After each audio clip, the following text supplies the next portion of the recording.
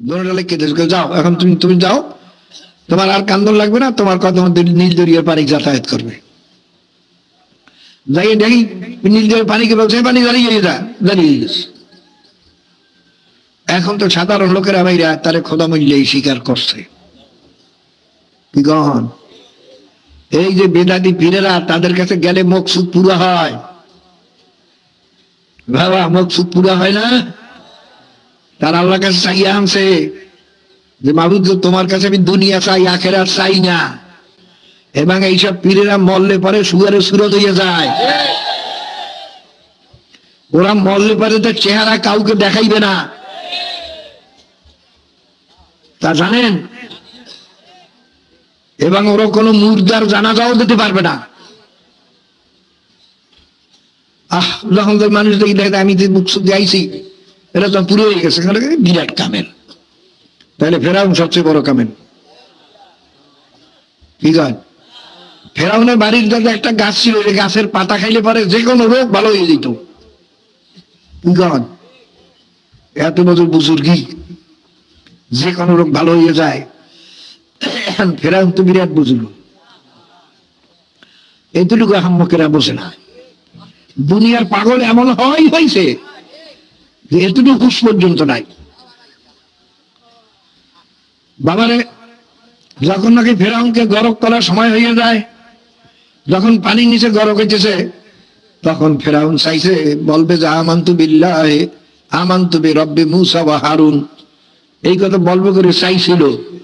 তখন জিবরাইল আলাইহিস সালাম যাই এক মুষ্টি মাটি আর মুখের মধ্যে দিয়া তারপরে কাগজ দুটো দেখায়। ফেরাউন তুমি লেখছো না যে মালিকের হুকুম মানে না, তারে নীল দরিয়া ডুবাইয়া মারতে হয়।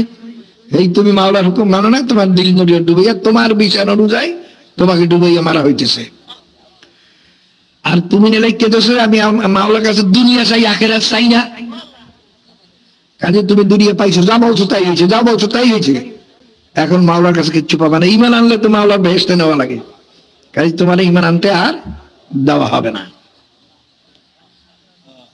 ভাইরা हकीकत से तू दुनिया बेखबर है, दुनिया की नुमाइश पर नजर है। বাবার আসলে মূল জিনিস অনেকেই আমরা বুঝি না। বাবার একটা লোকের এনিমি হয়েছে আর তার রক্ত পানি হয়ে গেছে। বাবারে খুব খেয়াল করে নিও, এই দুনিয়ার পাগল তো দুনিয়া তো দেখা যায়, এই জন্য দুনিয়ার পাগল সবাই। কি গান বাইরে একটা লোকের শরীরে রক্ত পানি হয়ে গেছে, শরীর সমস্ত ফুলিয়া তেল তাল করতে আছে। কি দেখছেন না? একটা চেহারা, হাত পা সব এমন সুন্দর মোটা, পাগলা তো খুব খুশি, আমার স্বাস্থ্য এমন ভালো হয়েছে, বড় লোকের স্বাস্থ্য তো এত সুন্দর না। বাবার এই মোটা হওয়ার হাকিকত বসে নাই। এই মোটা হওয়ার হাকিকত হইলে পানি যে কোনো মুহূর্তে হাড়ের উপরে অ্যাটাক করবে, যে কোনো মুহূর্তে সে মারা যাইতে পারে। একজন ডাক্তার দেখেই তার জিব্বা কামড় দিয়েছে, গেল হারে লোকটা এখনো বাহিরে ঘরে, কেন হসপিটাল যায় না? অত সারা শরীরে পানি এসে গেছে, যে কোনো মুহূর্তে পানি হাড়ে অ্যাটাক করার সঙ্গে সঙ্গে লোকটা মারা যাবে, ও এখনো কোনো বাহিরে ঘরে। বাবার আর মোটা দেখে ডাক্তার আফসুস করে, আর ওই পাগলা নিজের মোটা দেখে নিজে খুব খুশি, আমি ভালো জোয়ান হয়েছি। কারণটা কি? ওই পাগলাই মোটা হওয়ার হাকিকত বোঝে নাই, মূল জিনিস বোঝে নাই। কথা ঠিক না? বাবার দুনিয়াদাররা তো দুনিয়া পাইয়া কালে খুব খুশি, দেখছে না সব দুনিয়াদাররা কি খুশি, কাল আল্লাহর কত রহমত আমার উপরে। আমি মেম্বার হয়েছি, চেয়ারম্যান হয়েছি, এমপি হয়েছি, মিনিস্টার হয়েছি, মন্ত্রী হয়েছি, কুড়িপতি হয়েছি, দালানের মালিক হয়েছি, আরাম এসে থাকি।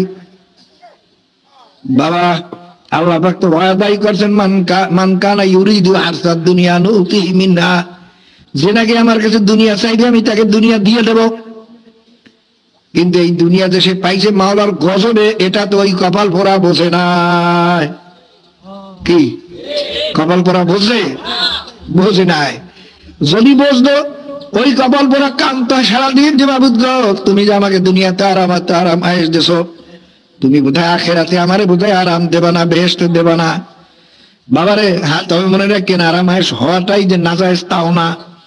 আল্লাহর হাবিব ফরমান, কতিপয় আমার দুনিয়ার ভিতরে কতিপয় মেয়ে লোক পুরুষ এমন থাকবে যারা সুন্দর বিছানায় শুইয়াও তারা মাওলাকে পুরাপুরি রাজি করিয়া কবরে যাইবে। বাবারা খুব খেয়াল করে নিয়েন, কিন্তু সব বড় জিনিস হলো কলব। কি বড় জিনিস কলব, কলবের নিয়াতকে ঠিক করতে হইবে।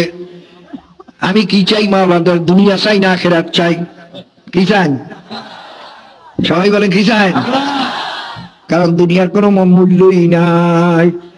হাদিসের ভিতরে আছে, যদি নাকি লাউকানা, লাউকানাতের দুনিয়া তাহলেন দাল্লাহ মাহমাসালু বাউদাতিন, আল্লাহর হাবিব ফরমান যদি সমস্ত দুনিয়া এবং দুনিয়ার ভিতরে যত সম্পদ আছে, হীরা কাঞ্চন মণিমুক্তা দালান কোটা মনবাড়ি চেয়ারম্যান যত কিছু বলেন, সমস্ত নেমাতের মূলগুলি মাওলার দরবারে একটা মাসার পরের মতো যদি বলতো, তবে মাওলার কোন কাপড়কে বেইমানকে এক ঘোট পানি পান করতে দেবেন না। মশার পরের কি দাম? 1,00,000 মশার পাখা জমা করিয়া যদি বাজারে নিয়ে যান কয় পয়সা বিক্রি?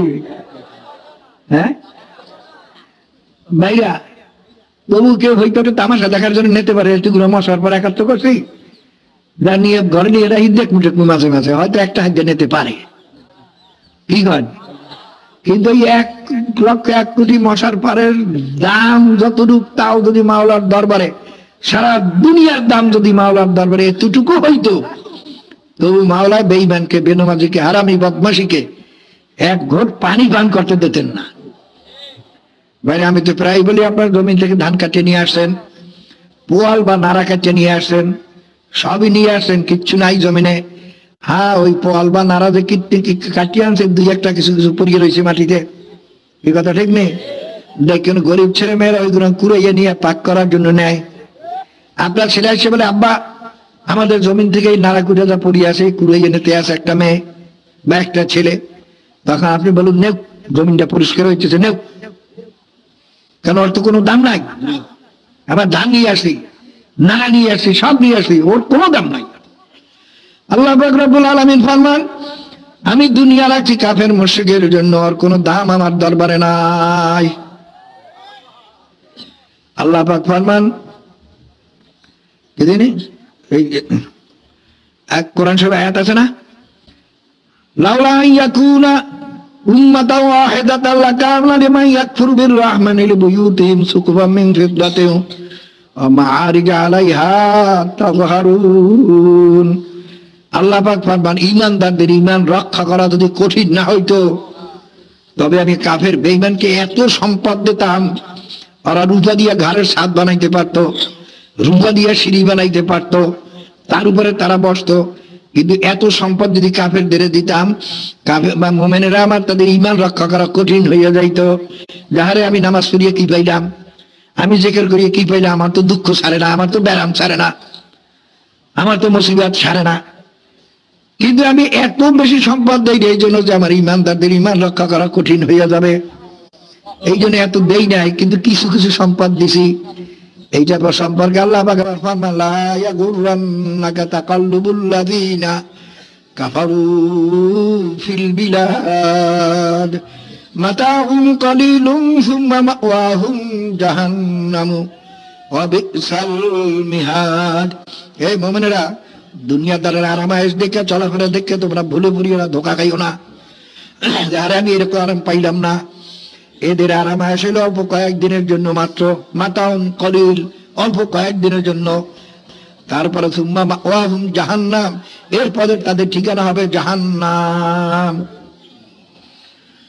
বাবাকে দেবে লাগে, দুনিয়ার ব্যাপারে তোমার নিচের দিকে নজর রাখো, আর আখিরাতের ব্যাপারে উপরের দিকে নজর রাখো।